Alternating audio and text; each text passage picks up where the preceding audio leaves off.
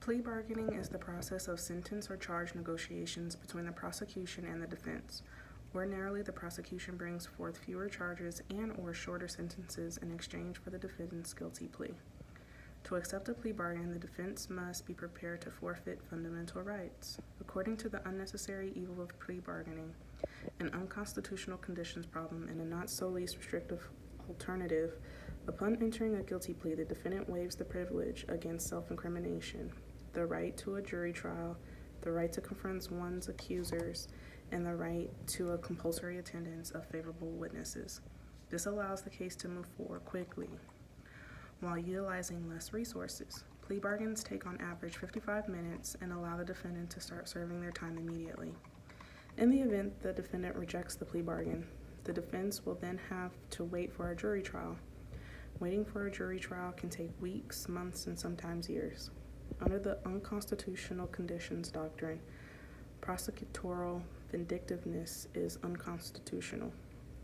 Juan goes on to state, the court held that it was unconstitutional for a prosecutor to bring more serious charges against the defendant for exercising his right. While new charges may or may not be imposed on the defendant at trial, all of the initial charges may be imposed on the defendant at trial.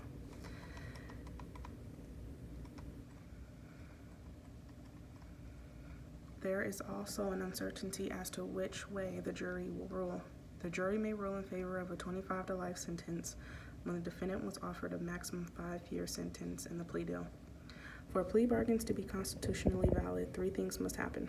First, the defendant must waive their rights to a jury trial, self-incrimination, and the right to confront their accusers. Once this right is waived, there is no undoing. Second, the waiver of rights must be voluntary. The waiver cannot be coerced or manipulated.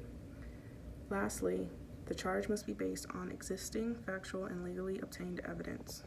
The federal sentencing guidelines have limited a judge's role in the plea bargaining process. Juan spoke to this dynamic as well, stating, prosecutors have almost unlimited discretion in determining which charges to bring, providing them with that much more leverage in plea bargaining. Judges can consider the defense conduct on behalf of the defendant, but they rarely do so due to a possible appeal or reversal in judgment. I am in support of plea bargaining. Plea bargaining allows for the criminal justice judicial system to move fluidly. Plea bargaining also allows for judicial resources to be used for more strenuous and heinous cases. Those who aren't supportive of plea bargaining or wish to have plea bargaining eradicated believe that innocent people may be influenced to plead guilty out of fear that they will be wrongfully convicted. While this is a valid concern, the 3 components ensure that the innocent are protected. The last component of a valid plea bargain is strong, factual, and legally obtained evidence. According to an article titled The Innocent Defendant's Dilemma, an innovative empirical study of plea bargaining's innocence problem, the court stated, however, that there must be a record before the judge containing strong evidence of actual guilt.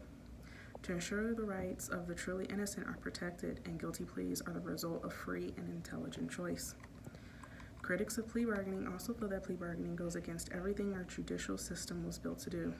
To obtain a plea bargain, the defendant must be aware of their rights and voluntarily waive them. Justice is still being upheld. Plea bargains establish and note that the defendant has accepted guilt and that the prosecution has brought forth the appropriate charges. Plea bargains still uphold everything that our judicial system stands for. It's just done in a more expedited manner. The last argument that I'll present is that critics feel defendants are being held accountable for their crimes. More times than not, defendants get lenient sentences via plea bargaining as opposed to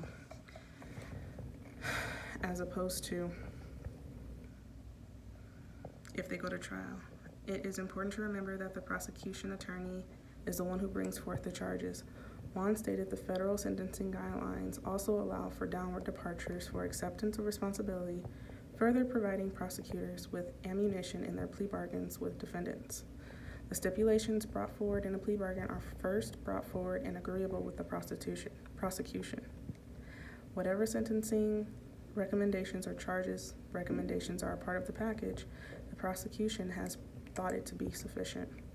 So to conclude, plea bargaining is the process of sentence or charge negotiations between the prosecution and defense.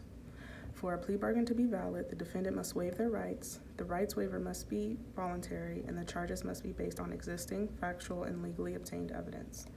The federal sentencing guidelines have limited the judge's role in plea bargaining, leaving the prosecution with virtually unlimited power in charging and sentencing. Although critics believe that plea bargaining is unconstitutional and should be eradicated, I believe that plea bargaining is an important component to our judicial system.